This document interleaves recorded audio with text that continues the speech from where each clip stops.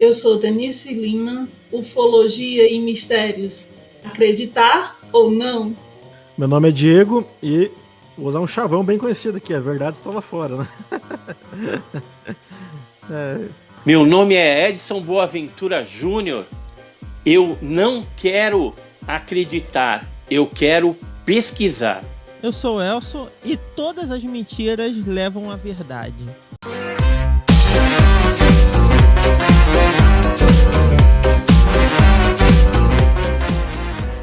É isso aí, gente. Bom dia, boa tarde, boa noite. Seja bem-vindo a mais um episódio aqui do Hit Combo, seu podcast semanal. E hoje, com a presença ilustre que já esteve aqui há muito tempo, lá no começo do podcast, Edson Boaventura. E aí, Edson, tudo bom? Tudo bem, tudo jóia. É um prazer estar voltando aí num bate-papo aí sobre ufologia, né? Que agora está sendo meu dia a dia. Eu tô virando aí o rei do podcast, né? Pessoal... que inventou, já fizeram até uma figurinha aí no WhatsApp, no Facebook, como o rei do podcast. E não é mentira não, porque eu já participei de alguns meses para cá, mais de 70 participações em podcast, web rádio, programa de TV, muita coisa, cara, live, é doideira, mas a gente tá levando aí a ufologia de forma séria, né, para a população brasileira e também até para outros países aí, porque a gente tem recebido muita comunicado, né, e-mail de pessoas de outros países, né, Espanha, Portugal, até do Japão, tá vindo comunicados aí a respeito de casos. Então tá bem legal aí essa divulgação séria da ufologia. E como a gente é também co-editor da revista OVNI Pesquisa, a gente tem feito aí bastante material, artigos, trazendo aí ufologia de raiz. Inclusive na próxima revista aí, que é a número 12, vai ter aí algumas pesquisas que foram feitas no sul de Minas Gerais, na cidade de Luminárias, lá em Minas Gerais. Tem muito caso lá, a história mesmo do nome da cidade, ela já reporta para os fenômenos luminosos que aconteciam na Serra das Luminárias. Então tá bem legal aí a matéria. Depois, quem tiver interesse também na revista, é só acessar o site www.ovnipesquisa.com.br. Muito legal. É isso aí, muito legal. E ó, eu lembrando que ó, eu tenho a minha emoldurada aqui, ó. Ó, show, hein? Essa aqui foi a 11, ó. Essa foi a 11, essa aqui é a 7. Essa foi a 11, essa é a 7. A 11, ela traz aí matéria sobre OSNIs, objetos submarinos não identificados. Tá bem legal também. Nossa, também é um assunto interessante. Pouco falado, né? Pouco falado. Mas é interessante. Bem interessante, né? Será que tem bases submarinas, né, aí no litoral do Brasil ou em outras partes do mundo? Você sabia que tem 12 áreas malditas, tipo que nem o Triângulo das Bermudas, né, que some avião, some embarcação, pessoas, aparecem fenômenos luminosos? Tem 12 áreas dessas espalhadas no mundo todo. Nossa. Isso realmente eu só sabia do Triângulo das Bermudas. Então tem o Mar Adriático, tem o Mar do Diabo também, tem uma região ali próxima à Ilhabela, né, que é no litoral norte do estado de São Paulo, e é muito esquisito que ocorre muito naufrágio, desaparecimento de embarcações, de pessoas, de aviões. Inclusive nessa área de Ilhabela, né, que é no litoral paulista, os aviões eles evitam trafegar ali naquela região, porque tem muito eletromagnetismo. Inclusive eles não utilizam como rota aérea aquela região ali. E ali é uma região que tem já de longa data casos ufológicos, né, abduções que ocorreram ali, históricas. Por exemplo, em São Sebastião, que é do lado de Ilhabela, teve o caso João Freitas Guimarães, que foi um caso da década de 50, 56, onde esse advogado de direito ele teria sido levado para dentro da nave, deu uma voltinha, depois deixaram ele de novo, e os seres prometeram voltar um ano depois, e se acredita que aconteceu, só que o João Freitas não foi para lá, porque como ele divulgou tudo isso na imprensa, o coronel Coqueiro, que era da Força Aérea Brasileira naquela época, falou: olha, cara, se eu fosse você eu não ia, porque eu vou ter uns caças lá para esperar esse disco voador. E aí, o que aconteceu? Na data marcada, esse objeto apareceu na zona norte ali da Ilhabela, na parte ali de Castelhanos, deu um voo ali, um sobrevoo, foi visto por várias pessoas, inclusive pessoas que deram depoimento na época, a TV Tupi, né? Na televisão era preto e branco ainda naquela época, e o João Freitas Guimarães, ele acabou não indo, ele até depois eu conversei com ele em 1985, e aí ele explicou que tinha acontecido o falecimento de um parente também, e aí ele não pôde comparecer, embora houvesse a recomendação militar da Força Aérea para que ele não fosse, né? Mas os objetos apareceram lá. É um caso sui generis, né, dentro da ufologia, onde os seres prometeram voltar e na data marcada eles estavam lá. Nossa, Incrível. Isso é realmente intrigante, né? Eu tenho antes eu vou fazer umas perguntas. Eu vou Sim. primeiro passar para Denise, porque eu acho que a minha é um pouquinho mais o que está acontecendo no mundo hoje, né? Porque ao contrário do que se acredita, que exista menos casos hoje, mas não, é o contrário. Existe alguns relatos aumentou, e assim, é uma coisa um pouco abafada. Mas isso a gente já vai falar já. Eu vou deixar aqui com a minha amiga Denise, que tá aqui, toda produzida, né? Conseguindo. E aí, Denise, tudo bom? Tudo, Elcio, e você? Tudo bem, manda ver. Então, Edson, no meu caso, eu já pude testemunhar até alguns fatos assim também. Eu já vi coisas estranhas, mas assim, eu queria saber qual caso assim que mais te intrigou, o caso que mais te chamou a atenção. Assim, eu sei que existem vários relatos pelo mundo todo, mas assim, o que foi mais intrigante, assim? Olha, o mais intrigante é quando você tá na cena do crime, ou seja, você vai lá para fazer vigília, alguma coisa, e de repente o fenômeno tá ali diante de você e você troca sinais de lanterna, percebe que existe algum tipo de inteligência dentro daqueles objetos voadores não identificados, né? Então, esse seria, assim, o caso que chamou mais atenção. Agora, dos casos pesquisados, né, brasileiros, eu diria aí que o caso que aconteceu em Cláudio, na cidade mineira, né, Cláudio, Minas Gerais, ele traz aí um contexto de interação entre os policiais militares com o objeto voador não identificado, sendo que eles fotografaram, e uma outra interação durante a perseguição a dois seres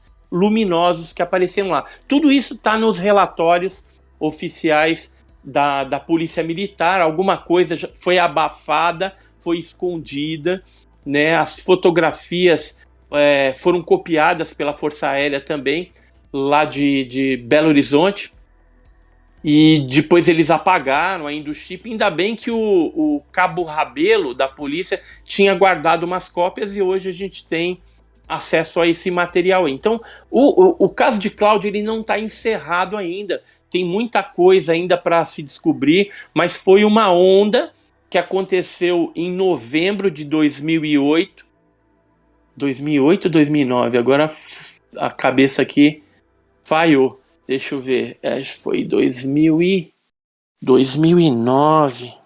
Deixa eu ver aqui, eu devo ter esse relatório. Achei. 2000. Ó, esse aqui é o relatório da Polícia Militar. Nossa, cara. E aqui ele tem a data, aí fica mais fácil. É 2008. Então, ele foi... É um caso recente, né? É um caso recente, 2008, tá aqui assinado, né, pelos militares aí que participaram. E o que eles falam aqui nessa parte do assunto do relatório? Fenômeno observado no céu da cidade de Cláudio e perseguição a 2 seres estranhos vistos no canavial da cidade, né? Então, parte do material a gente já conseguiu, tem muita coisa que a polícia militar está escondendo ainda, mas eu acredito que a riqueza e essa interação que teve entre os policiais militares, os terrestres e os tripulantes dos OVNIs é algo que deve trazer algumas respostas e algumas implicações no futuro. Mesmo porque alguns desses militares ainda estão na ativa, então seriam proibidos aí até de tocar no assunto, de falar alguma coisa.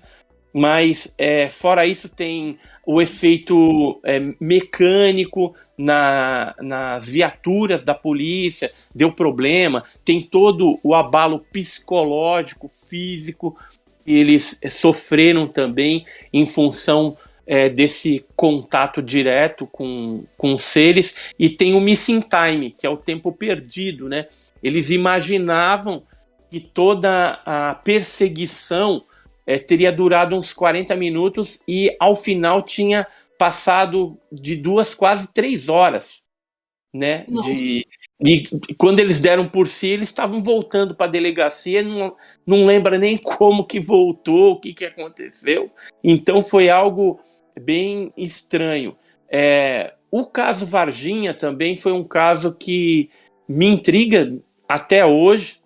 Eu tenho plena convicção que criaturas foram capturadas e essas criaturas estão relacionadas aos OVNIs que apareceram naquela região durante muito tempo, inclusive um dos objetos em forma de submarino comprido que se acidentou lá. Então o caso Varginha não está encerrado também. Pouco a pouco a gente vai colocando peças do quebra-cabeça. Tem alguns militares que tiveram coragem e vieram a público falar a respeito do assunto. Civis também. Só para vocês terem uma ideia, hoje de testemunhas diretas e indiretas, chega a umas 200 pessoas do caso Varginha. Então é bastante gente envolvendo órgãos militares como o Exército, Aeronáutica,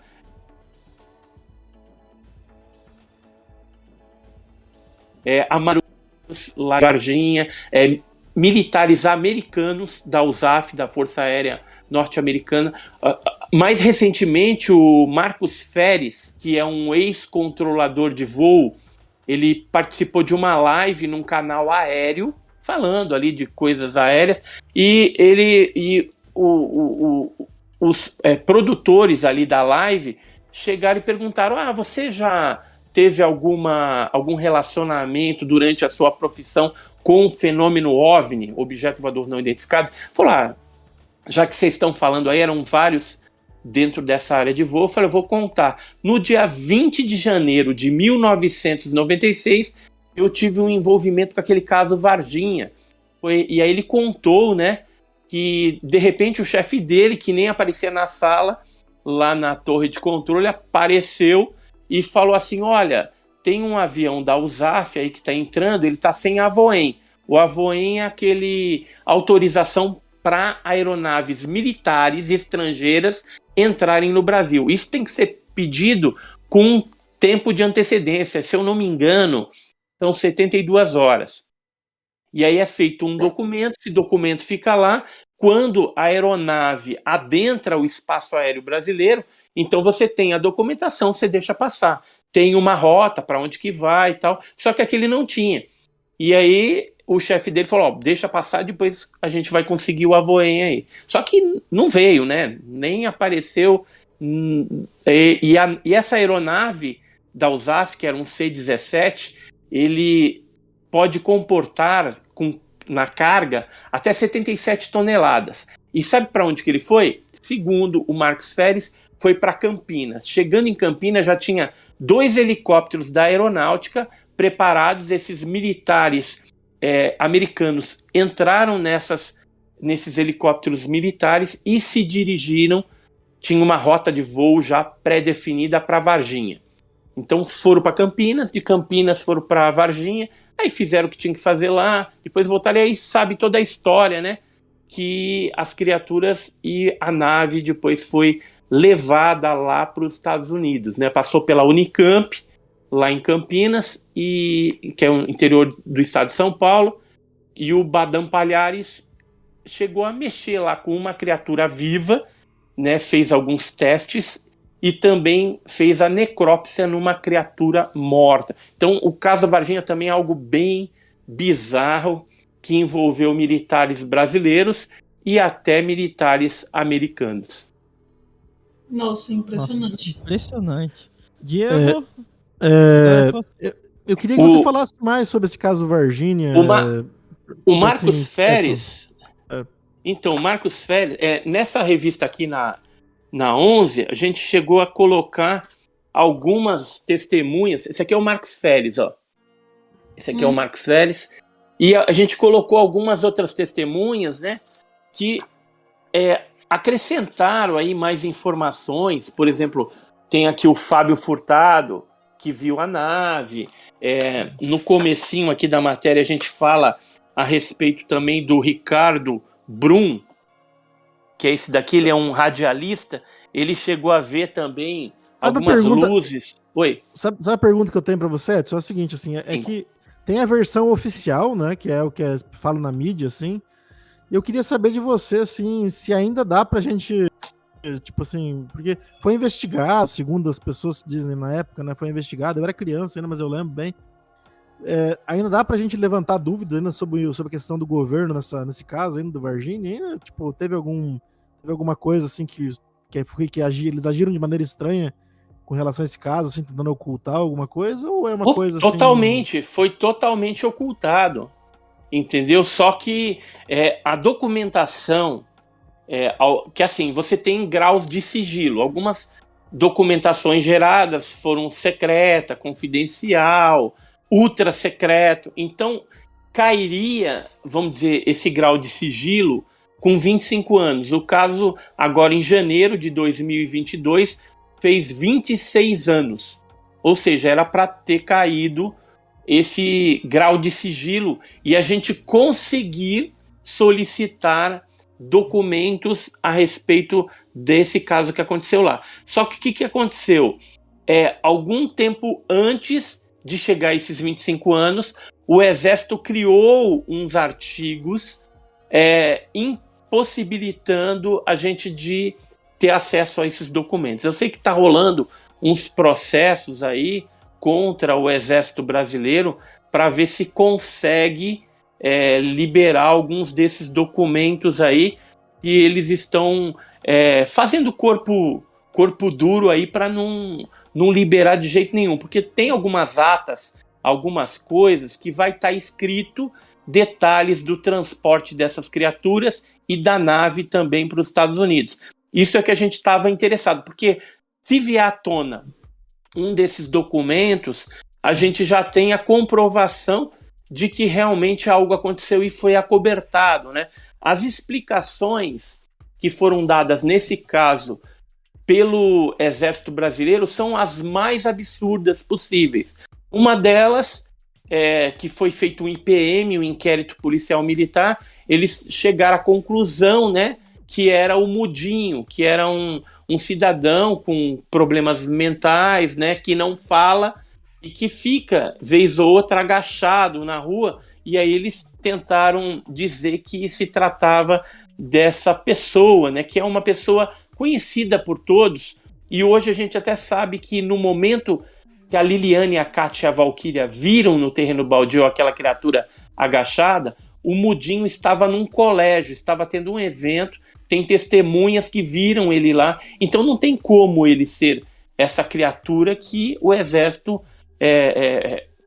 manipulou, vamos dizer, um inquérito policial militar para chegar a essa conclusão. Algum tempo depois da revelação da conclusão desse inquérito, um outro major do Exército foi interpelado por uma equipe de TV, se não me falha a memória, argentina, que fez um documentário, estava fazendo ali um documentário sobre Varginha, e esse major, que é o Major Causa, ele deu uma explicação dizendo que as duas criaturas que foram mencionadas, né, que seriam os ETs lá, na verdade eram um casal de anões e a anã estava grávida, então o caminhão do exército, aquele de tropa de lona camuflada, parou para dar carona, porque estava chovendo muito, então eles deram uma carona para esse casal de anões grávidos para levar eles até o hospital. E aí isso gerou, né, toda aquela história das criaturas que foram levadas para o hospital regional ali de Varginha, né? Então veja que a cada momento, tem momentos que o exército falou que não capturou coisa nenhuma, né? Então a gente sabe que realmente eles estão mentindo, ocultando os fatos, né? Porque outros militares que tiveram participação direta no caso Varginha disseram que sim, que pegaram alguma coisa. Se aquilo é ET ou tem alguma coisa, aí é outra conversa. Mas que eram seres estranhos, não tinham uma tipologia biológica conhecida com o que a gente está acostumado, né? Caramba, interessante. Então, até porque... Peraí, vai lá. Só pegando aqui uma ideia que me veio, como ele falou dos documentos aí, me veio a questão, porque mesmo lá nos Estados Unidos, né, tem a questão que ocultam as provas, né? Eu assisti até um documentário recente que fala sobre os casos que aconteceram, inclusive na Amazônia. Sim. E eles falam que muita coisa fica abafada nesses documentos, né? E como tem o caso Roswell também, né? E aqui no Brasil é um dos países que se fala, se cogita que se fosse para existir alguma vida que seria mais fácil de ser aberta essa questão ou não. Aí eu queria perguntar para você o que você acha na sua visão, se aqui no Brasil seria mais aberto assim essa questão ou se teria uma certa censura. Olha, eu acredito que o brasileiro, por colaborar nesses assuntos com o governo americano desde longa data, o governo americano ele já adota o acobertamento, isso desde a década de 40, do caso Roswell e tal. Então, os brasileiros também seguem a mesma linha. Não sei se é um procedimento que foi adotado e convencionado pelos próprios brasileiros ou se motivados por esse intercâmbio, essa amizade dentro desse assunto com os americanos.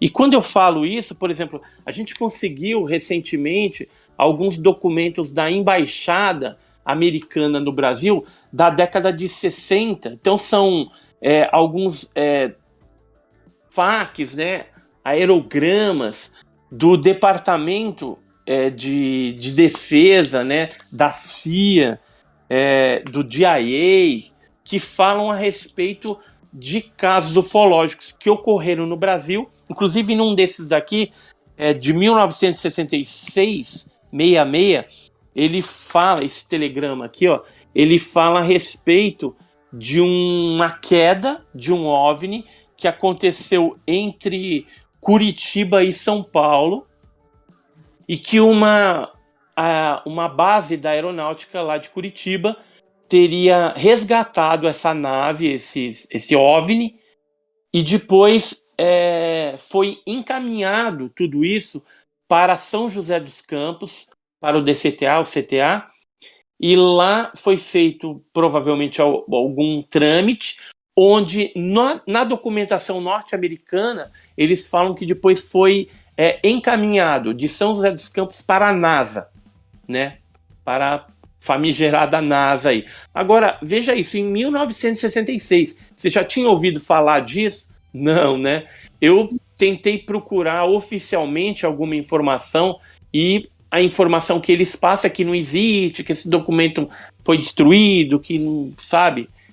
Na verdade não foi, está aí em algum lugar, né? E como envolve OVNI e houve naquela época um encaminhamento para os Estados Unidos, então provavelmente eles pediram o sigilo, mas agora com a Lei de Liberdade de Informação norte-americana, isso está vindo à tona. É que nem Varginha, a gente sabe que foi para lá. Daqui uns anos vai vir à tona também nos arquivos oficiais norte-americanos esse caso aí que aconteceu no Brasil. Eu não tenho dúvida disso, mas aqui no Brasil é muito difícil a gente conseguir esses documentos, e não é só esse documento que tem não, tá? Por exemplo, tem um caso que é um caso que envolveu um avistamento de uma aeronave militar, um C-47, em 1967. Tenho recortes de jornais daquela época. FAB confirma oficialmente que disco voador perseguiu um avião. Né? Então tem aqui um documento que foi publicado no jornal naquela época, que era uma declaração do capitão Puget e do capitão Yakel, Ronald Edward Yakel. Esse militar, ele chegou à patente de brigadeiro. E deixa eu ver se eu tenho a foto dele aqui. Eu tive com ele no apartamento dele, lá em Brasília. E esse senhor daqui é o Ronald Edward Yakel, brigadeiro Yakel. E ele me confirmou que realmente o avião deles, o C-47, foi perseguido. Ao longo dos anos, eu consegui uma cópia de um documento da Força Aérea Brasileira que relata, que conta essa perseguição, esse avistamento. O objeto saía de uma asa, ia para outra. Isso na região de Porto Alegre, base aérea de Canoas. Esse C-47 estava indo para lá. Agora, a gente está falando de americano, certo? Agora eu vou chegar no ponto X da questão. O DIA, que é o Departamento de Defesa de Inteligência, né, de Informação lá dos Estados Unidos, ele divulgou esse documento aqui, assinado pelo Vernon A. Walters, tá aqui, ó, Vernon A. Walters, que é o Brigadeiro de Defesa e Ataque. E naquela época eles registraram esse caso e mandaram para os Estados Unidos. Então, veja, em 67, 3 de abril de 67, aqui o assunto reporte de avistamento de disco voador, reporte de avistamento de disco voador sobre o Brasil. E aqui ele fala um pouquinho, né? Edson, eu queria te perguntar uma coisa. Eu tenho minha opinião própria assim, a respeito desse assunto, né? Mas assim, eu queria saber de você que estuda o OVNIs há tanto tempo, né? O que você acha que é o motivo que leva os governos a cobertar isso? Você acha que eles acham que ia ter um impacto assim, muito grande na sociedade, assim, que a religião ia sofrer com isso, alguma coisa? Qual que é a sua opinião, assim? Eu tenho a minha própria opinião, né? Mas eu queria saber a sua, já que você estuda Então, isso há tanto tempo, né? eu sou de opinião que são vários fatores. Um dos fatores é justamente a geração de pânico. Então, eles não querem, né, ter um pânico generalizado em torno desse assunto, mas o motivo principal é a obtenção da tecnologia desses OVNIs para que eles utilizem isso em discos voadores terrestres, algum tipo de tecnologia espacial ou dentro da medicina ou bélica para dominar outros países. E como fazer isso? Você pega lá o disco voador capturado, inclusive como o Brasil manda para os Estados Unidos, eles devem ter mais condições de analisar isso através de um processo de engenharia reversa, construir alguma coisa. Eu sei que é difícil fazer esse tipo de coisa, mas não é impossível, porque a gente tem aí físicos, químicos, engenheiros bem brilhantes, né, que são recrutados aí pelo Pentágono, pela Área 51, né, pela NASA mesmo, e esses caras recebem alta soma de dinheiro em dólar que compensa, né? Deve estar 5 e pouco aí, né? Em relação ao real. E fora isso, eles têm toda a regalia, só que em troca eles têm que manter o sigilo a respeito daquilo. Assina um monte de papéis e tem que cumprir, né? Poucos desses que trabalharam em projetos secretos envolvendo OVNIs, acidentados, metamateriais também, que são metais aí advindos de acidentes de OVNIs. Isso, inclusive, metamaterial atualmente é um assunto que está em voga, né? Todos os cientistas militares, ufólogos, civis ou militares estão interessados nisso aí, né? Em pegar esse material, porque esse material pode colocar qualquer país na frente de outros países inimigos aí. Então, os americanos são os que estão querendo obter isso a qualquer custo.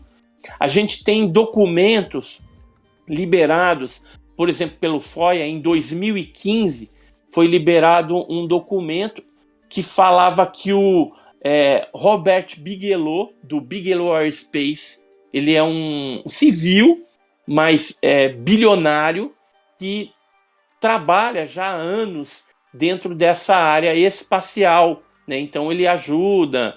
E nesse documento de 2015 que veio à tona aí, foi feito o pedido de lei de liberdade de informação, fala que o Pentágono contratou os serviços do Bigelow, do Robert Bigelow, para que ele analisasse e fizesse testes com metamateriais, que são esses fragmentos aí de OVNIs, pedaços, e não só isso, que ele construísse um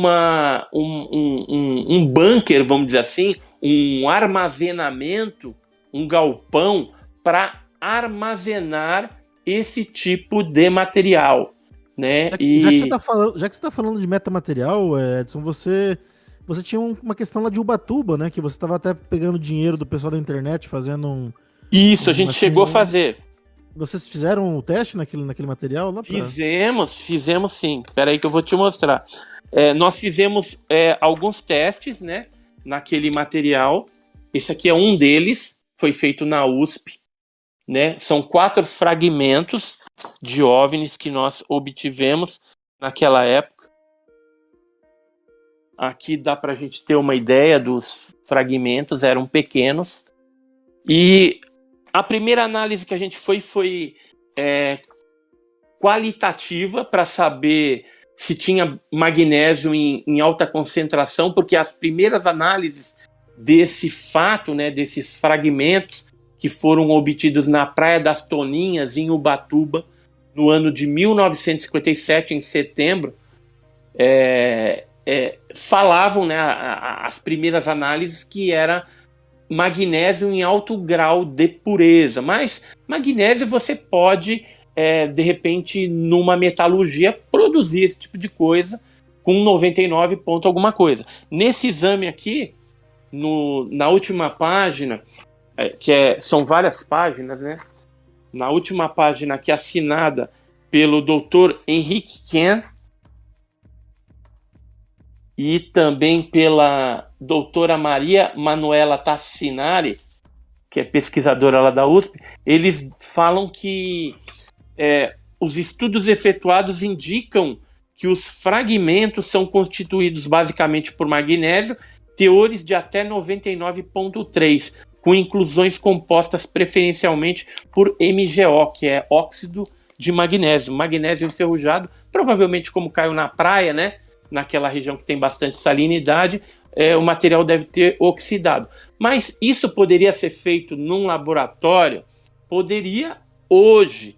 Naquela época, quando aconteceu o fato, havia 6 casas de caiçaras ali e alguns turistas que vinham eventualmente passar final de semana, feriados, ali na região norte do litoral paulista, né? Então alugava ali um espaço, montava a barraquinha e passava o dia ali na praia pescando, né? Bebendo, comendo, fazendo churrasco. Era isso que acontecia na década de 50, né? 57. E aí o que aconteceu? A gente conseguiu esses fragmentos, analisamos, Mas o que eu tenho de novidade para falar para vocês aí? Eu tive no museu lá na Argentina, que é o Museu OVNI, e a gente ficou sabendo que lá havia fragmentos desse metal lá de Ubatuba. E aí o que a gente fez? Fomos para lá justamente para tentar checar esse material, se era o mesmo material ou não. E aí nós tivemos a oportunidade de ter esses fragmentos em mãos, e posteriormente o pesquisador físico francês Jacques Vallée também foi para lá e conseguiu algumas amostras. O que ele fez com essas amostras? Isso recente agora. Foi para os Estados Unidos, levando as amostras na Universidade de Stanford, lá nos Estados Unidos. Ele, juntamente com Peter Sturrock e com um outro químico lá, professor, o professor Nolan, eles conseguiram analisar isso, e foi uma análise isotópica. O que é isso? Eles analisaram o isótopo daquele magnésio e compararam com magnésio terrestre, que tem uma composição isotópica característica. E eles se surpreenderam porque o metal do OVNI, aquele magnésio do OVNI, era 30% diferente da composição isotópica de magnésio terrestre. Então, aquele magnésio não é daqui, não é da Terra, veio de fora. Aí vocês poderiam estar perguntando, mas então não poderia ter sido um meteorito que caiu, alguma coisa assim? Eu cheguei a levar esse material para 2 especialistas em meteorítica. Eles são expert em meteorito, e eles me fizeram, inclusive, o Paulo Anselmo Mattioli chegou a fazer um laudo dizendo que aquilo não era meteorito, porque meteorito que já caiu na Terra, no máximo, tem 26% de magnésio, e aquilo era 99,9, 99,3, então era muito alto. E geralmente o meteorito que tem magnésio, que no máximo teria 26% de magnésio, ele é combinado com outros elementos químicos, por exemplo, ferro, níquel, estanfiodita, farrigitonita, né? Então são elementos típicos de meteoritos. E os meteoritos, eles têm uma formação na sua estrutura característica, o que não foi visualizado nas amostras do OVNI que explodiu em Ubatuba. Então, definitivamente, esses especialistas em meteoritos falaram assim, meteorito não é, mas também não é natural isso. É algo que foi feito, manufaturado. Agora, aonde? Se não tinha naquela época uma metalurgia lá em Ubatuba. E outra coisa, o que eu hoje posso falar que aquilo é de fora, que é extraterrestre, por conta da análise isotópica, que agora, inclusive o Nolan, o professor Nolan, ele veio a público e deu aí algumas entrevistas, participou também de live, falando dessa análise do fragmento de Ubatuba. Então, hoje, nós como ufólogos, temos aí 4 fragmentos que futuramente a gente pretende colocar no museu, né? Estou tentando fazer um museu ufológico. Não só isso, a gente tem uma série de outras coisas interessantes, mas a gente não tem grana para montar esse museu. A gente tem o que colocar lá. Documentos oficiais, amostra. Eu tenho até o matinho onde a criatura de Varginha ficou em cima, para você ter uma ideia. Então tem bastante coisa interessante. Pelo de chupacabras, tem amostra de solo onde pousou disco voador, o caso de Biúna, por exemplo, o caso de Tiago Machado, que aconteceu em Pirassununga em 1969. Tem um pedaço da árvore lá de Tunguska, o caso de 1908, tenho amostras de casos argentinos, também da década de 70, enfim, tem um monte de coisa, tem coisa, amostra do Guarujá, do Ceará, de Minas Gerais, tem cogumelos que sofreram algum tipo de alteração quando do pouso do OVNI. Então tudo isso não pode ficar esquecido e depois, se eu morro, acontece alguma coisa, joga tudo fora no lixo, como eu já vi acontecer com alguns ufólogos brasileiros. Então a gente precisa ter um lugar, um museu, onde a história da ufologia brasileira e mundial seja contada ali e que isso fique para a posteridade, para que um número maior de pessoas, alunos, escolas, tenham o conhecimento da ufologia científica, né, e do que aconteceu efetivamente em termos desse fenômeno OVNI. Porque vai chegar um dia que vai ser museu mesmo, porque a gente vai tomar cafezinho com esses seres, né? Vamos no shopping, vamos estar andando ali. Aquilo que acontece no Star Trek, que a gente vê aí, vai acontecer. Não vai, eu não sei se vai demorar muito ou não, mas uma hora vai acontecer esse fato, sim. Caramba, interessante. Assim, complementando um pouco até o que o Diego falou, a gente conhece alguns casos, como em 1939, que houve um pânico por causa de uma radionovela, que foi a Guerra dos Mundos. Tivemos, há um tempo atrás, não tão distante, algum pânico religioso por pessoas que acreditaram que era o fim do mundo, tiraram suas vidas e fizeram besteira. Você acredita que esse ocultamento tenha relação com esse pânico em geral, talvez das pessoas não saberem lidar com o que está acontecendo ali, com as informações diretas, por isso talvez o governo tenha algo nesse sentido? Porque eu vejo que, apesar de muita gente, por exemplo, fazer chacota, não existe OVNI, não sei o quê, mas na verdade o que impera mais é um medo de algo desconhecido. Você acredita nesse pânico geral?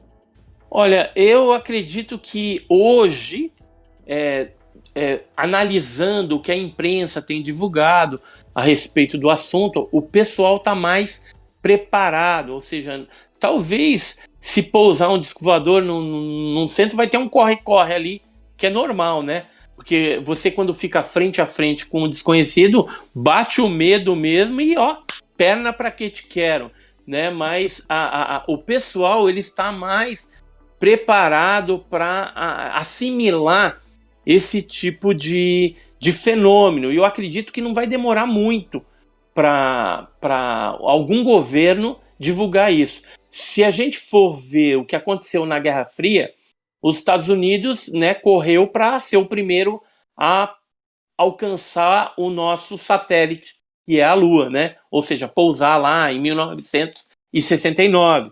Então teve a Guerra Fria ali, né, entre Rússia e Estados Unidos. Isso continua ocorrendo e eu fico pensando aqui, quem que vai divulgar, assim, primeiramente, que o fenômeno ufológico é real e que ele é extraterrestre? Será que vai ser os americanos, os russos ou os chineses, né? Que os chineses agora estão entrando nesse esquema. E tem os japoneses também que já estão tirando as barbinhas de molho e já estão fazendo algumas coisas por aí, né? Então a gente percebe que pânico talvez não ocorra mais, né? Mas a gente tem que ter uma preocupação, né? E isso os militares, o pessoal que analisa esse tipo de coisa já devem ter pensado nisso também. O que pode ocorrer são convulsões dentro das áreas religiosas. Por quê? Porque a religião, ela foca que você está sozinho no mundo, né? É um maior absurdo você pensar dessa forma. Você não admitir que exista outro tipo de vida fora, ou em algum exoplaneta, ou em algum outro sistema solar, é você limitar a capacidade criativa do próprio Deus, do Criador, né? Então é absurdo a gente pensar desta forma. Então, se for revelado para essas comunidades religiosas aí que existe vida além da gente, pode ser que eles se sintam traídos dentro da sua fé, e isso pode gerar alguma convulsão religiosa, social, que seria de difícil controle por parte desses órgãos militares. Então, isso daí é porque é muito mais gente que existe do que militares para conter algum tipo de convulsão social desse tipo. Embora, de repente, pode ser que não aconteça nada disso, né? Eles baixam aí e tenha lá a exopolítica, né? Que eles já estão pensando nisso também, caso venha algum ser, então você ter uma política de como recepcionar esses seres. Agora a gente não sabe que tipo de ser que está vindo aí. Se for que nem aconteceu com os indígenas no passado, o homem branco chegando nas tribos indígenas e que houve dizimaram, vamos dizer assim, praticamente aldeias até inteiras, né? Ou parcialmente, por conta das doenças, né? Dos vírus, das bactérias que não eram conhecidas por aquelas populações indígenas. Então imagina vindo alguma coisa interplanetária de fora, totalmente diferente. Qual vai ser o impacto disso? As doenças mesmo, que podem vir aí e acabar dizimando o planeta. E a gente não sabe se esses seres também possam ser predadores, né? Se forem predadores da raça humana, aí nós estamos lascados, né? Então, por isso que a Inglaterra e os Estados Unidos, eles já criaram lá uma frota espacial, estão treinando o pessoal, caso ocorra alguma coisa desse tipo, eles estão preparados para atuar. Embora eu acredito que a nossa tecnologia, em termos de bloquear esse tipo de ameaça, é você imaginar um leão e uma formiguinha, entendeu? Então, a gente é bem impotente em relação a eles. E esse negócio de invasão, de ser predador, se eles quisessem fazer isso, já tinham feito há muito mais tempo, quando a gente tinha um poder bélico bem inferior, né? Vamos dizer assim, que hoje a gente tem bomba atômica, tem bomba de nêutron, tem bomba disso, bomba daquilo, e aí a gente pode fazer um estrago, não só no nosso planeta, mas também em outras dimensões. Se a gente for considerar que esses seres, pelo menos uma parte deles, teoricamente venham de outras dimensões, como alguns pesquisadores ufólogos acreditam, que eles seriam interdimensionais, poderia afetar uma bomba atômica que exploda aqui, vai afetar o nosso planeta e as outras dimensões também. Caramba, que interessante. Assim, eu vou levar um pouquinho aqui, tentar mesclar um pouco casos americanos com casos brasileiros. No relatório que saiu do governo americano sobre OVNIs, se eu não me engano, foram 144 casos de OVNIs que não foram isso. Esse relatório aqui, ó. Se eu não me engano, foram 144, não é isso? Foram 144, sendo que um deles foi classificado como balão. Isso. Então são 143. Então, é uma amostra insignificante. Você acha que só tem 140 e poucos casos de OVNI? É ridículo. Não. É ridículo. Mas o interessante é que algumas imagens que até quando veio a público, pessoas falaram, não é drone, não sei o quê. Tipo assim, só que quem conhece tecnologia de drone sabe que aquilo não é um drone. Não tem como, né? Eu mesmo falo, porque eu faço drone modelismo, eu entendo um pouco disso e não tem como ser. Houve esse ocultamento. Aqui no Brasil, que mistura um pouco dos casos ufológicos com um pouco de fé, né? A gente tem muito, que até é uma coincidência hoje com um pouco da guerra que está acontecendo na Ucrânia, coisa e tal, aparecendo coisas nesse sentido, que a gente tem avistamentos. Aqui no Brasil, a gente já tem esses casos já bem aflorados há muito tempo, e sempre foi dito que o Brasil seria privilegiado por não só avistamento de OVNI, mas o contato direto, né? Varginha, apesar de ser, vamos dizer, o mais conhecido, ele talvez não seja o mais icônico, né? A gente tem lá da Amazônia, eu vi que você até fez um Tem a documentário Operação na Prato, Beleza, né? a Tem a Operação Operação Prato, Prato, isso, tem a Noite Oficial dos OVNIs, a maio de noite, 86, tem esses casos até bem interessantes. da máscara de chumbo, que também associam a isso. Sim. Mas por que o Brasil seria tão alvo assim, tão privilegiado?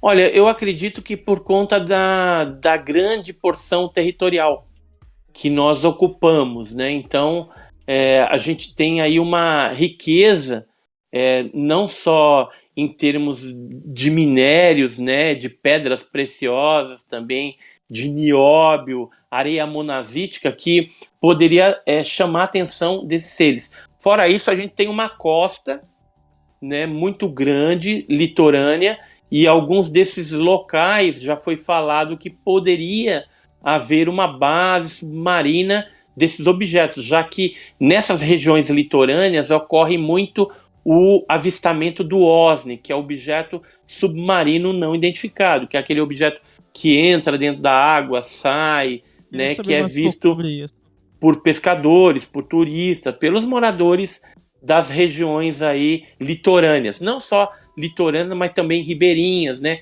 A gente tem grandes rios, o Rio Amazonas, onde a gente tem aí uma casuística bem interessante, não só nesse local, mas onde tem bastante água, mas onde tem cavernas e formações rochosas gigantescas aí, geralmente tem esses fenômenos luminosos, e aí poderia também abrigar uma base de operações subterrânea, e não que a Terra seja oca, isso eu não acredito, mas que houvesse protuberâncias na crosta terrestre, cavernas, que pudessem abrigar temporariamente ou até definitivamente algumas bases operacionais desses OVNIs. E aí eu citaria Iporanga, a Serra da Beleza, a Chapada Diamantina na Bahia, Chapada dos Guimarães, a Chapada dos Veadeiros em Goiás, né? Então essas regiões que tem cavernas, que tem esses maciços montanhosos, tem muita história. Luminárias, por exemplo, no sul de Minas, tem uma lenda numa cidade chamada Pedra Dourada, também em Minas Gerais, que diz que no subterrâneo a Mãe do Ouro mora ali, dentro do subterrâneo de uma montanha gigantesca que é a Pedra Dourada, né? Então tem também essas lendas, essas crendices populares espalhadas no Brasil inteiro, que nos fazem crer que o fenômeno ele é bem mais antigo, né? Embora a nomenclatura utilizada para esses fenômenos, elas podem variar, né? Em Minas Gerais, você já viu um disco voador OVNI? É bem provável que o cara vai falar que não, mas se você perguntar para ele se ele já viu a Mãe do Ouro, ele fala, onde passou aqui atrás a Mãe do Ouro, que é uma bola de fogo e tal, que são as sondas. No Piauí você tem o aparelho, em Pernambuco você tem a tocha ou o foguete. Então cada região ela tem uma nomenclatura. Na época da Operação Prato, eles chamavam de chupa-chupa ou luz vampira, né? Então cada um traz aí um contexto folclórico para esse fenômeno. Então o Brasil ele traz aí uma bagagem desde a década de 40 sobre esse fenômeno ufológico, embora o fenômeno ufológico seja anterior. Então tem pinturas rupestres no Brasil que mostram discos, que mostram seres com capacete. Você tem, por exemplo, jornais antigos que falam de fenômenos celestes, que se você analisar a característica, são fenômenos ufológicos. Então eu consegui alguns jornais de 1925, 1800, 1700, que falam de seres e falam de objetos. Esse aqui é um de 1939, você estava falando aí da guerra, né, da invasão de Marte, aquele negócio do Wells, né, do Orson Welles. E Guerra esse dos aqui, Mundos. Guerra dos Mundos, e esse daqui é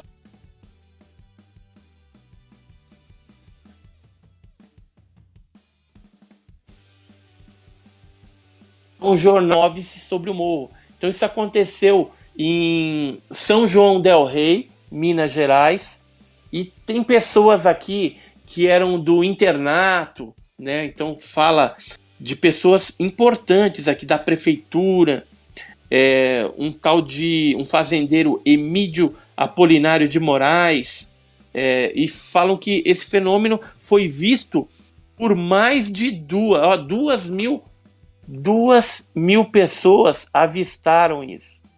Naquela época, 1939, não se conhecia nem a terminologia disco voador, OVNI, nada disso. Por isso que eles colocavam luz misteriosa lá. Então era um objeto que ficava fazendo evolução. Os taxistas lá, eu tive lá entrevistando algumas pessoas, disse que os taxistas ganharam muita grana para levar o pessoal lá que ia em romaria lá para ver essa luz colorida que ficava fazendo evoluções lá no morro. Muito, muito interessante demonstrar que o Brasil ele já chama a atenção dos OVNIs já há muito tempo. Nossa. Então, você citou o Ceará, e é aqui justamente onde eu moro. Eu já avistei dois fenômenos assim que eu fiquei bem intrigada. Um era um branco que se movia em linha reta rapidamente, não tinha como ser avião, e o outro era como se fosse uma nave preta fininha com luzes laranjas e fazia movimento circular.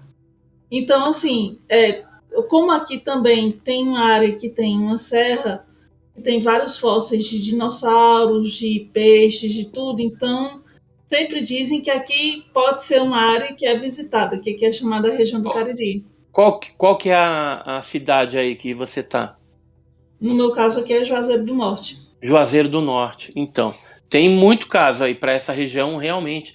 E no Ceará também tem Quixadá, né? Que é uma cidade onde muitas pessoas lá já viram e tiveram contato com o fenômeno. Não só os objetos, mas também os tripulantes. Eu tô para ir esse ano para Quixadá, para fazer, quero ir em Canindé, Quixadá, algumas cidades aí, fazer algumas pesquisas no estado aí do Ceará, porque tem muito caso, tem muita coisa interessante que já aconteceu por essas paragens aí. E o pessoal teme, né, principalmente na zona rural do Ceará, o fenômeno do aparelho, né, que vem e segue as pessoas. Às vezes o cara tá no cavalo ou tá andando ali na estradinha de terra e o negócio vem para cima. Aí o cara corre pro meio do mato, se fura tudo nos mandacarus aí, nos espinheiros, se lasca todinho, entendeu? Mas consegue fugir da luz, né? Alguns, às vezes, acaba sendo queimado, sente o corpo esquentar. Então, é muito temido esse tipo de fenômeno, principalmente aí na zona rural do Ceará. Não só o Ceará, mas o Nordeste tem muitos casos interessantíssimos. Aqui na minha região também dizem que tem bastante avistamento. Eu morei aqui quase minha vida toda, né, Edson? E eu também já vi OVNIs também, já assim, só que foram poucas vezes, né? E aqui tem a Conscienciologia, eles falam que estudam, né, esses fenômenos também, porque eles têm... Você tá em que região? Eu sou de Foz do Iguaçu. Foz do Iguaçu, no Paraná, aí tem bastante também. Sim. E eu também eu nunca estudei, assim, mas eu queria te perguntar uma coisa, assim, que eu tenho curiosidade de perguntar para quem estuda ufologia, né? Eu já assisti vários documentários sobre o Máscaras de Chumbo, né? Você acha que tem alguma relevância para ufologia mesmo, ou é uma coisa, assim, meio forçada? Olha, assim, eu assim, não tem como você afirmar que poderia estar relacionado ao fenômeno UFO. Pode e não pode. Pode ter sido uma grande coincidência também. Porque, assim, na noite anterior da morte dos técnicos lá de eletrônica e tal, ele foi visto próximo ali ao Morro do Vintém, por uma família, um objeto voador não identificado. Tanto é que o Jacques Vallée, que é aquele físico francês, ele subiu o Morro do Vintém, ele escreveu isso no livro dele, chamado Confrontos.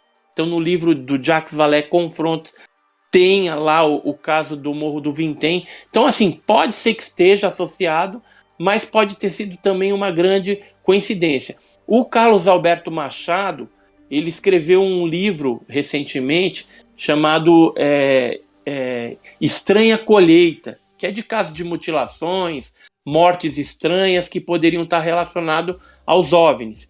E lá ele retrata também esse caso do Morro do Vintém. Ele fez uma pesquisa um pouquinho mais aprofundada, mas o que eu posso te falar assim, é que é um grande mistério. Até hoje não se sabe o que de fato aconteceu. Quem saberia isso seriam os próprios técnicos que infelizmente vieram a falecer. Quando o Jacques Vallée esteve no Morro do Vintém, ele percebeu que no local onde estavam os corpos dos dois não nasceu mais mato. Aconteceu algum tipo de radiação, efeito ali.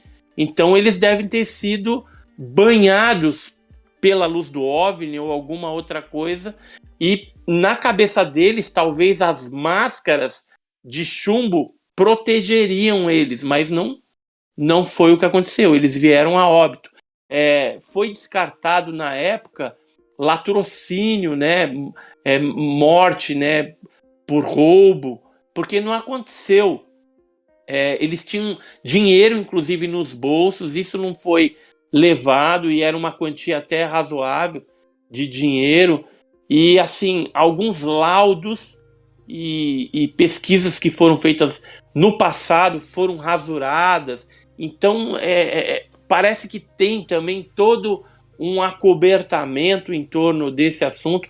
A grande verdade é que eu penso que talvez a gente nunca saiba o que aconteceu ali. Vai permanecer o mistério como permanece até os dias atuais. O que eu acho interessante assim, foi o que o Padre Quevedo falou a respeito deles, né? Ele disse que eles possivelmente estavam tentando fazer algum tipo de contato, mas ele não sabe dizer nem que religião que eles participavam, que eles estavam querendo estabelecer esse contato, e que eles teriam ingerido um pouquinho de veneno pra, tipo assim, sabe, aquela questão de transcender, de estar bem quase próximo da morte. É uma coisa bem então, confusa, mas assim, se ele tivesse tomado algum tipo de veneno, teria dado no exame toxicológico, né? No exame de corpo de delito que teria sido feito nos cadáveres ali, né? E isso não apareceu. Então, tinha assim, água magnesiana, isso eu lembro, e tinha uns bilhetes que ele falava assim, tomar não sei o que, ingerir as cápsulas tal horário. Então tinha todo um procedimento para aquilo que eles estavam ali esperando. Não sei se era o contato com essa nave aí que foi vista, inclusive lá, mas deu errado alguma coisa. Então a gente talvez nunca vai saber o que de fato aconteceu no caso das máscaras de chumbo, né? É um mistério. Realmente. E assim, se eu não me engano, em 2016 voltaram no Morro do Vintém e o local onde os corpos foram encontrados ainda tinha rastros lá sem o mato, né? Exato. Então, para você ver, de tanto tempo até agora, e assim, é inexplicável, né? Aconteceu uma alteração ali, físico-química no local. Isso é indiscutível. De fato aconteceu algo, né? Por isso que é um mistério, né? É inexplicável. Exatamente. Edson, eu vi também que você fez um documentário na Serra da Beleza, né? Eu achei assim, sensacional. Eu queria que você falasse um pouquinho sobre esse documentário e eu vou botar o link aqui também na descrição do vídeo. Então, a gente teve lá na Serra da Beleza, quem nos ciceronou lá foi o Arthur Sérgio Neto, que é um ufólogo carioca, que estuda aquela região já há algum tempo também. A Serra da Beleza, ela ficou conhecida pelo Marco Antônio Petit, que era um pesquisador também carioca. Ele inicialmente fez as pesquisas, fazia vigília lá na região. Inclusive teve uma época que eu fui para lá com o Petit, cheguei a ver um fenômenozinho, um objeto meio avermelhado, diferente, mas também foi só isso. E agora dessa vez que a gente teve lá, a gente foi fazer vigília e a gente tava meio azarado, não tava vendo nada. Quando a gente decidiu ir embora, né, que já tinha colocado as cadeirinhas, as coisas, tudo dentro do carro, a minha esposa, a Karina, que é a esposa do meu filho, já estava dentro do carro, estava fora só eu, o Arthur Sérgio Neto e o meu outro filho, o Arthur, né? E aí a gente estava ali já levantando acampamento, já estava meio cansado, não tinha visto nada. Aí o meu filho chegou na beira de um barranco que tem assim, aí viu um troço lá, acendeu, né? Começou tipo uma névoa, um negócio esquisito, e aquela luz que apareceu, aí ele deu o alarde para nós, aí eu e o Sérgio Neto, o Arthur Sérgio Neto, fomos para lá, ficamos olhando os três. Aí num determinado momento eu falei pro Arthur, eu vou chamar elas. Aí o Arthur, não chama, senão vai apagar, vai sumir. Falei, não, eu vou. Aí eu fui, chamei as duas, elas vieram, ainda viram um fenômeno.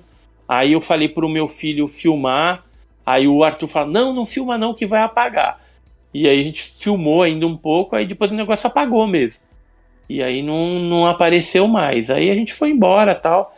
E então essa viagem de pesquisa, onde a gente coletou vários casos de testemunhas lá que viram um fenômeno de perto, a gente, durante a vigília também, onde nós ficamos lá na Serra da Beleza, a gente teve a oportunidade de ver, né, o fenômeno ali acontecendo. Provavelmente uma sonda, né, ufológica, pelo que eu já vi, era uma espécie de sonda que estava ali e deu o seu ar da graça para a gente não ir embora ali sem ter um avistamento, alguma coisa desse tipo.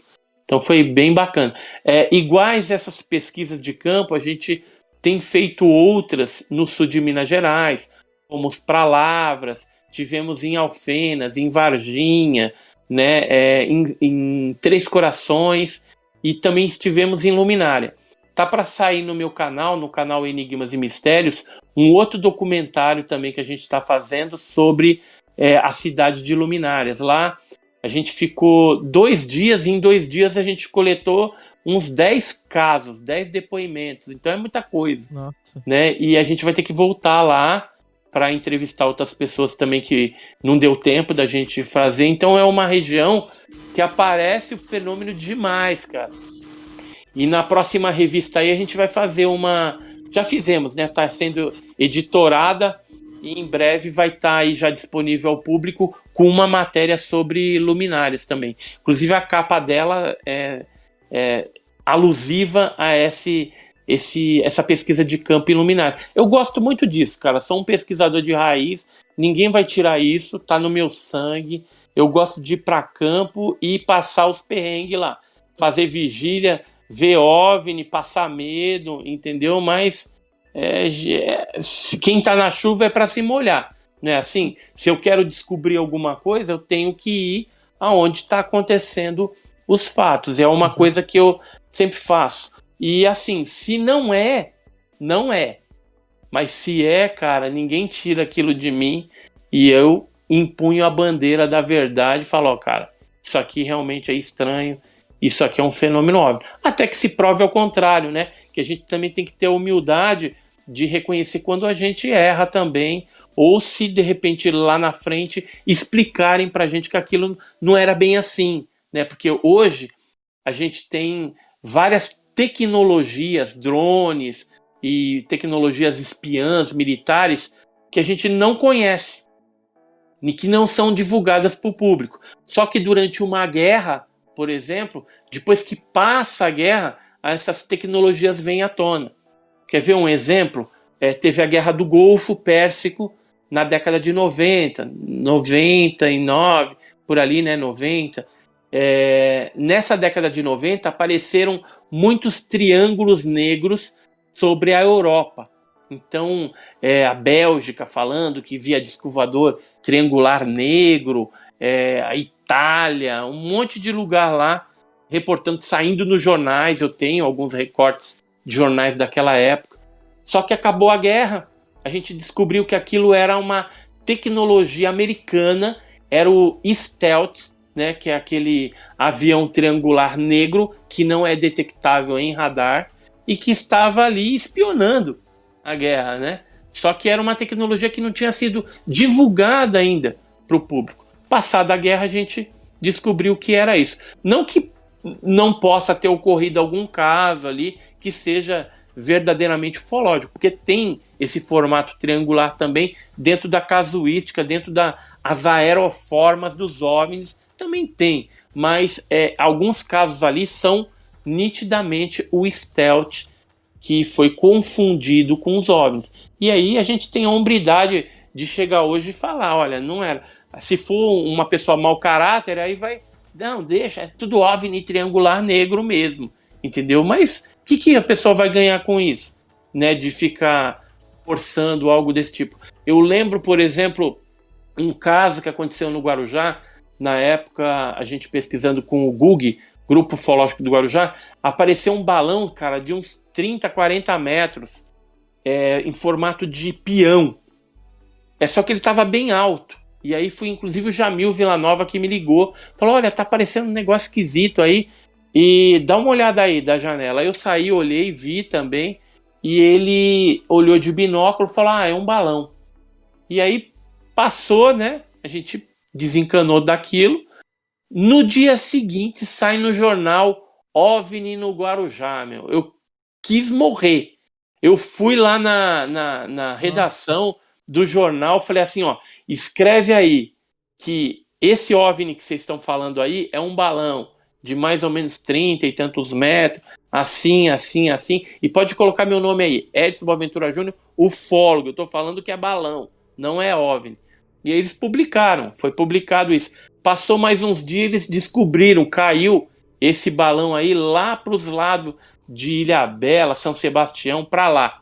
Né? E era um balão bem grande mesmo, 30 e pouco, 40 e tantos metros, né? Agora, veja, eu tô ali no Guarujá, na época tinha o grupo, podia deixar quieto mesmo, saber, mas não, a gente tem um compromisso com a verdade de que quando quando não é, não é. Doa quem doer, né? E aí por isso que a gente consegue arrumar um monte de inimigo aí dentro desse meio, porque as pessoas querem acreditar, cara, eles não querem pesquisar. Exato. Eles querem acreditar. E ufologia não é crença. Ufologia é uma paraciência, né, que depende de outra ciência, mas é um estudo também. E é um estudo que a gente tem que colocar sempre em estudo para a gente ver e comparar. Ó, pode ser um balão, pode ser um drone, pode ser isso, pode ser o Starlink, né, os satélites que agora estão confundindo um monte de gente aí. Então, a gente tem que ter esse compromisso com a verdade. Senão vira essa banalização que a gente vê na internet aí. Todo mundo coloca luzinha, não sei o que, filma qualquer coisa, põe lá e é OVNI. E vai falar para aquela pessoa que não é, né, que ela fica já de mal, já dá o dedinho para você, e você é o pior ufólogo do mundo, porque você falou para ela que ela, infelizmente, filmou ali um balão, filmou Starlink, ou de repente se confundiu com um reflexo, que já ouviu falar no efeito coma? Reflexo dentro da lente do equipamento que ela usou para filmar, seja celular, seja filmadora, e às vezes acontece aquela projeção de uma fonte de luz forte, o sol, a lua, um poste de luz, e aquilo reflete dentro e aparece uma luzinha, às vezes verde, né? E aí a pessoa tira a foto do pôr do sol, de não sei o quê, e depois, apareceu um negocinho aqui, eu não vi, mas é um OVNI, né? E na verdade é um reflexo, é um efeito coma, né? Porque as pessoas não sabem, né? Não conhecem dessa parte, e o ufólogo tem que conhecer isso e tem que ter o compromisso com a verdade. Infelizmente não são todos que empunham a bandeira da honestidade dentro dos estudos. Eu vi um caso desse, deu até uma matéria da Record que o fotógrafo tirou uma foto no alto de um prédio, numa sala, e viu o que supostamente era OVNIs.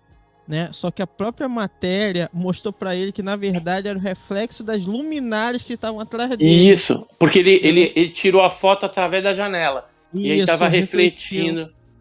Isso acontece muito. Primeira coisa que eu pergunto para a pessoa quando desconfio, falo assim, olha, a janela estava fechada, estava aberta, como é que estava? Né? E aí, mesmo que a pessoa fale assim, não, estava aberta. Eu falo, então faz o seguinte, eu quero que você vá no mesmo horário, feche a janela e tire a foto, para ver se tem algum tipo de reflexo. E aí, eu falo para ela tirar uma foto sem acender as luzes e depois acender as luzes, né? Ou então até me filmar o ambiente, que às vezes a gente já saca logo o que causou aquele efeito de reflexo ali. É muito comum, né? Agora, se a pessoa vê o OVNI ali na frente, fazendo evolução e fotografa, aí é diferente. Agora, se ela não viu nada, aí eu já fico com a pulga atrás da orelha. Eu falei, pode ser alguma coisa de reflexo ou alguma outra explicação. Antes de passar para Denise, eu tenho que dizer que assim, eu admiro muito o seu trabalho porque eu acho que leva muita coragem para fazer isso. Eu sei porque quando eu tive a minha experiência, eu tive uma experiência não muito agradável da forma que eu vi, foi lá em Miguel Pereira, que eu vi muito próximo até demais.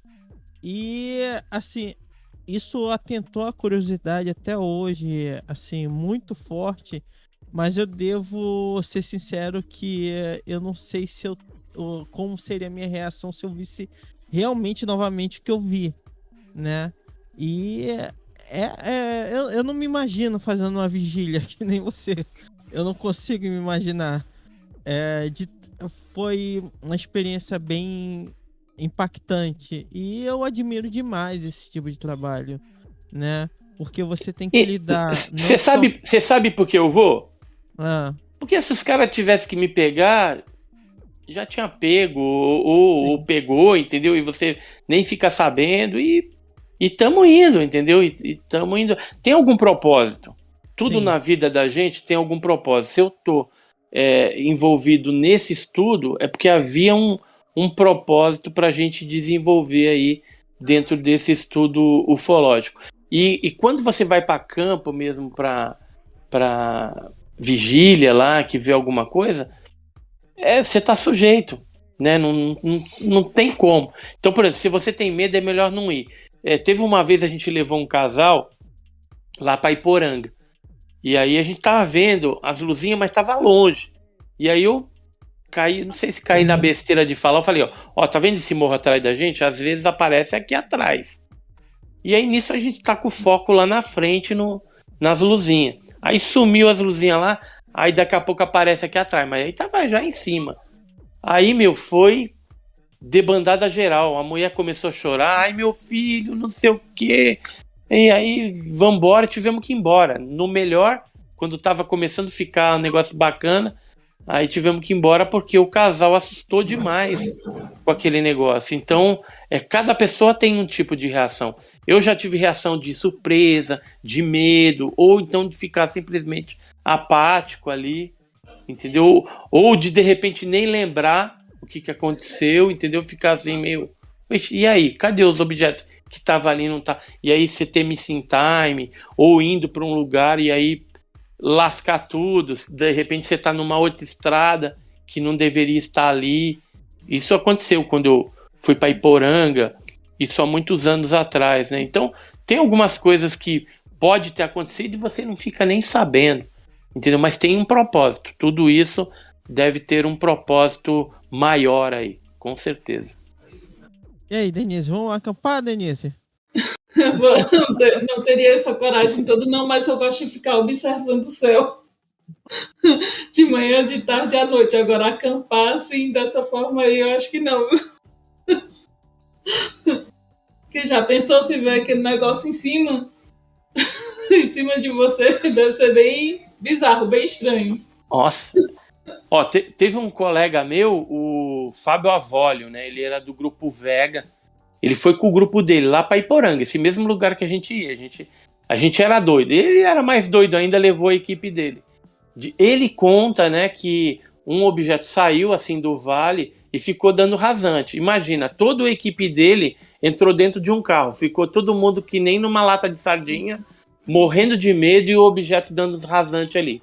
Conclusão, voltaram para São Paulo, acabou o grupo. Porque ninguém mais queria saber de pesquisar a OVNI, porque o susto, né, e o terror foi demais. Agora, o Fábio, ele continua. Tanto é que ele fala, Edson, quando você for lá para Iporanga, me chama que eu tô dentro. Eu vou. Agora, os outros integrantes do grupo dele, espanaram todo mundo. Ficou todo mundo morrendo de medo. Acontece, né? Isso quando é um fenômeno autêntico e fica ali, né? Agora, tem os casos também de engraçados, e um desses aconteceu comigo, de a gente chegar já tarde da noite num determinado lugar para fazer vigília. Eu não aconselho isso para as pessoas, porque o ideal é você chegar cedo, ver todo o local, né? Onde você está, se tem casa, se tem estrada, se tem isso. Fazer um apanhado geral do local ali onde você está. Só que nesse dia não deu tempo, chegamos no local, já montamos ali a barraquinha e começamos já na vigília. E era ali noite, de repente tinha uma estrada próxima, a gente viu que passou um pessoal de bicicleta e até cumprimentou a gente, né? Provavelmente era um pessoal que estava vindo da igreja da cidade e indo para suas casas. E passou mais um tempo, de repente no meio do mato, onde não tinha nada, acende uma luz, né? Aquela névoa, aquela luz, de repente abre uma porta e aí um serzinho baixinho. Aí, já começou todo mundo, ai, meu filho, não sei o que, pensando que já ia acontecer a abdução, tudo ali, né? Só que aí o Jamil, né, pegou o binóculo novamente, com sangue frio dele, olhou e falou, seus bestas, é uma casa. É que o pé direito era alto e era tipo um celeiro ali de alguma fazenda, e era uma pessoa, só que em relação ao tamanho da porta, parecia que era um baixinho, que era e a gente não viu isso porque chegamos à noite ali. Provavelmente era aquele pessoal que passou de bicicleta, foi serpenteando lá na serra até chegar nessa casa. Quando acendeu a luz, aí você imagina, aquela neblina, uma luz, e hoje a gente tem essas luzes de LED, né, que é bem clara, mas antigamente, nessa região mais de zona rural tal, o pessoal usava aquelas lâmpadas com bulbo ainda, meio amarelada, incandescente e meio amarela, né, aquelas lâmpadas antigas. Então aquilo, era o próprio ET ali, né, era o filme. E não foi, né, foi infelizmente um erro de interpretação. Depois a gente deu bastante risada ali, não vimos nada, né, naquela vigília, ficou só na história, na memória, aquela história ali do nosso engano, né? Então não aconselho ninguém ir para uma vigília sem antes dar uma olhada. Iporanga, por exemplo, quando a gente vai alguma pessoa diferente, eu faço questão de ir à tarde no local, mostrar, olha, ali tem estrada, aqui é o PETAR, o Parque Estadual e Turístico do Ribeira, aqui tem isso, ali tem uma antena de transmissão. Então a pessoa já sabe. Quando escurece, ela sabe exatamente aonde tem os pontos para não ter nenhum equívoco, né, se aparecer o OVNI efetivamente.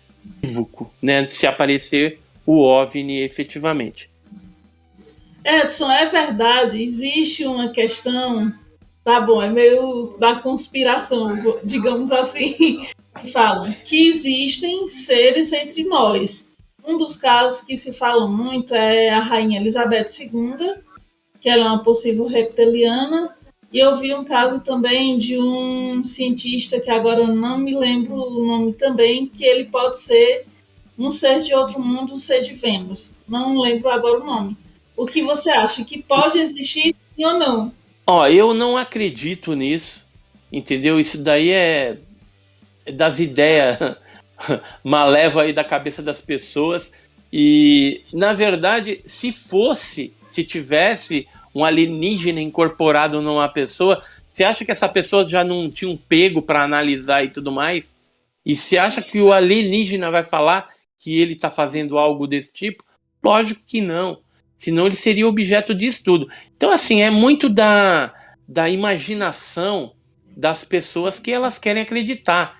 Então dá algum defeito ali na câmera, aí já fala que o olho virou porque ela é uma reptiliana, né? E às vezes foi um problema da câmera, isso acontece em alguns casos também. E aí esses reptilianos só ficam em gente famosa, só a rainha da Inglaterra, só o Barack Obama, que nem só esses caras assim, o Zé Mané ali da esquina, não acontece? Então, assim, tem muita coisa que as pessoas querem acreditar mesmo e fica acreditando nessas fantasias. E algumas pessoas inescrupulosas usam isso como oportunidade para ganhar dinheiro em cima daqueles crentes, né? Daquelas pessoas que acreditam nisso. Aí ele faz um livrinho ali, todo fantasioso, dentro daquilo que a pessoa quer ouvir e vai ganhar uma grana em cima dessas pessoas que não tem, não que não pensam, entendeu? Mas são crédulas. Então a gente tem dois tipos de pessoas dentro da ufologia. Aquelas que acreditam em tudo. Se você fala assim, acabei de olhar aqui e tinha um OVNI dentro do quarto aqui onde a gente está filmando e ele saiu pela janela. E ela vai acreditar nisso. Eu estou inventando aqui uma coisa, entendeu? E ela acreditou. E outros que não. Não, vamos ver mais racionalmente. Será que esse negócio que passou aí atrás de você, que ficou filmado mesmo, não é um inseto?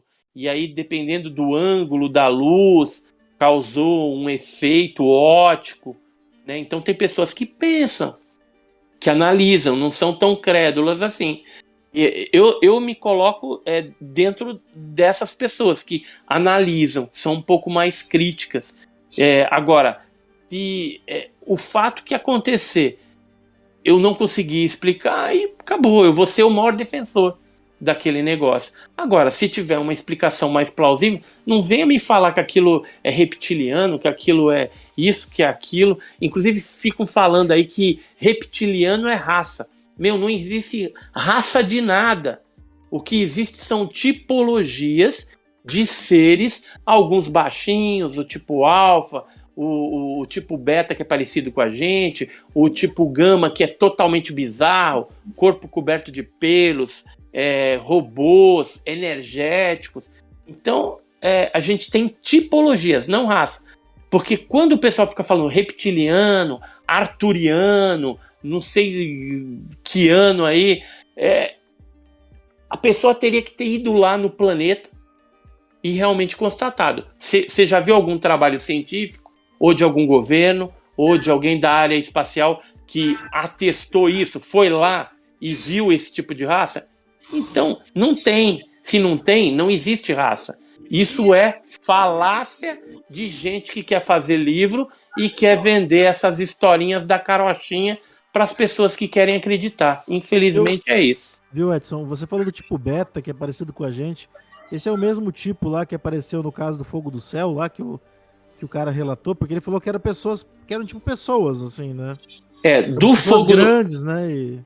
O caso Travis Walton do Fogo no Céu tinha dois tipos. Tinha os baixinhos e tinha aqueles loiros, né, que eram parecidos conosco.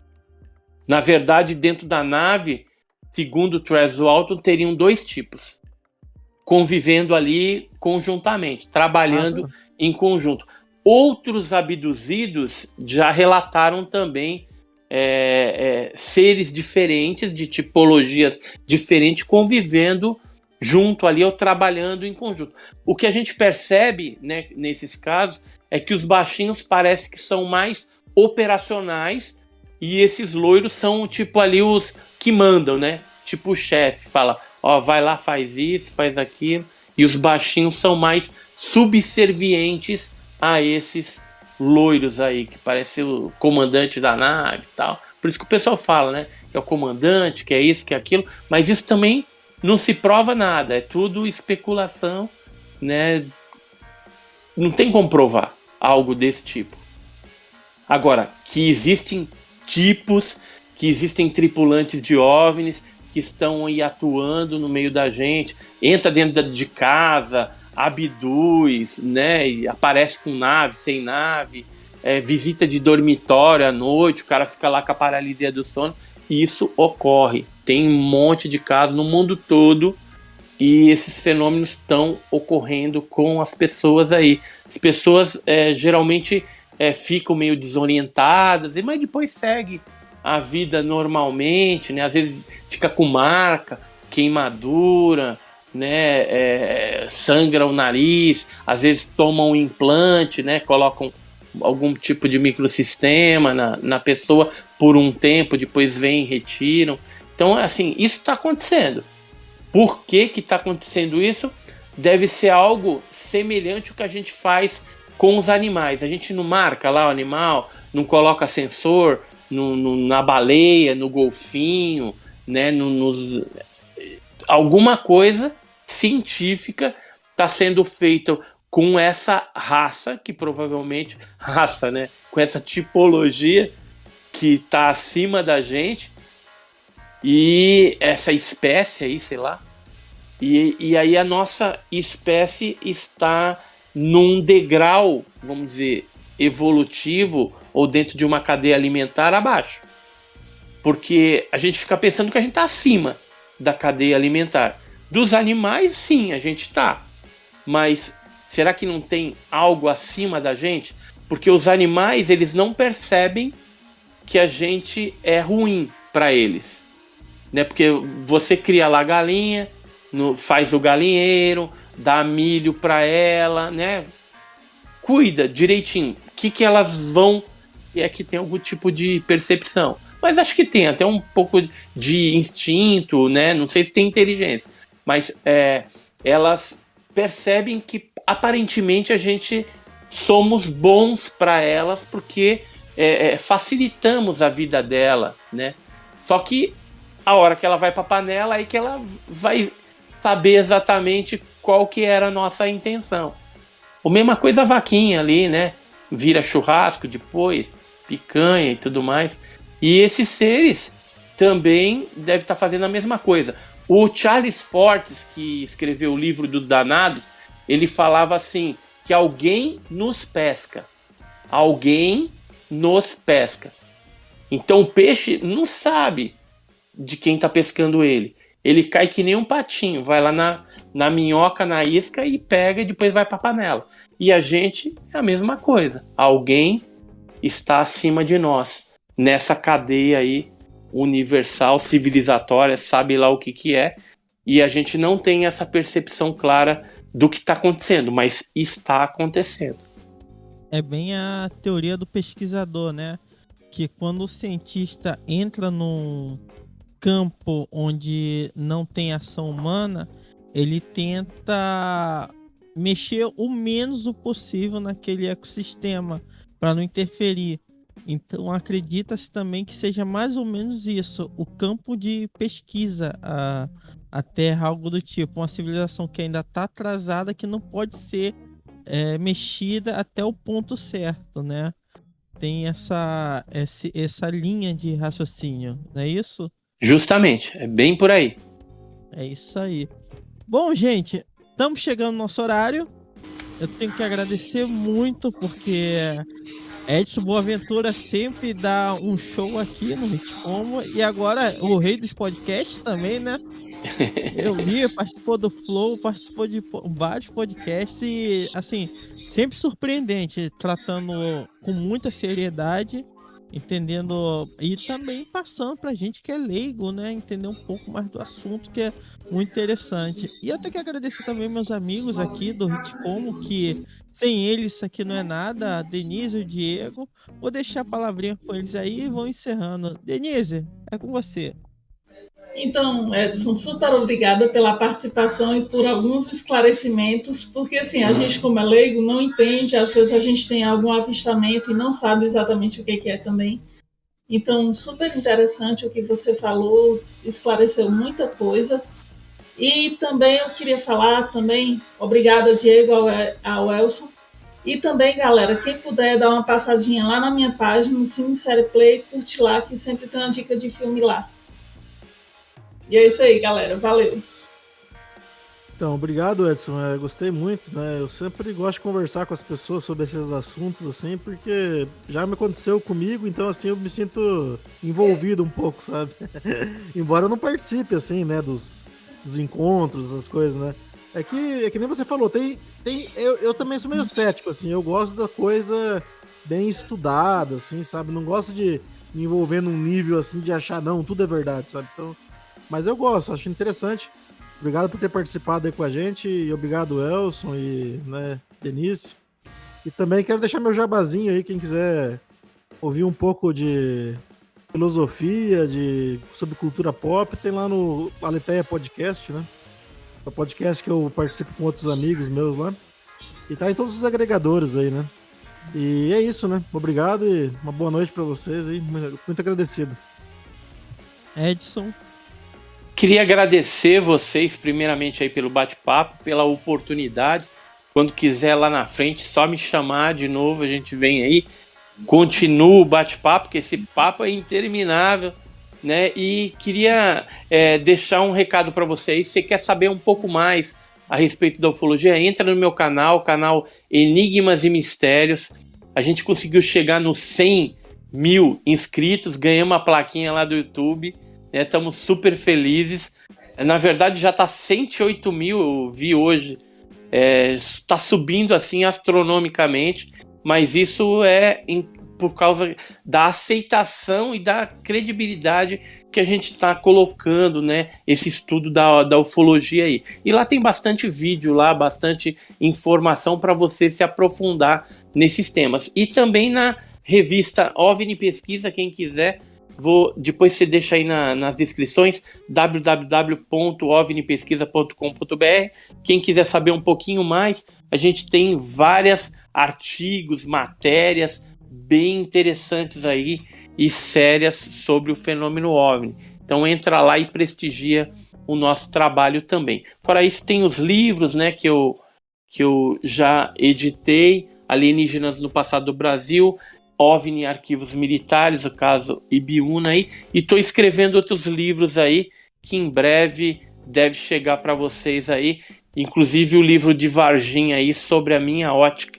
Então vai ser algo bem bacana, bem interessante e agregador aí, neste caso mineiro e clássico da ufologia brasileira. Então, muito obrigado aí para vocês aí e conta comigo, tamo junto. É isso aí. Lembrando que o link vai estar aqui na descrição, tanto no YouTube quanto no Spotify. E, mais uma vez, muito obrigado. Foi demais. A revista, eu sei que ela é fantástica. Adoro a revista. E é isso aí, galera. Até mais e valeu! Tchau, galera.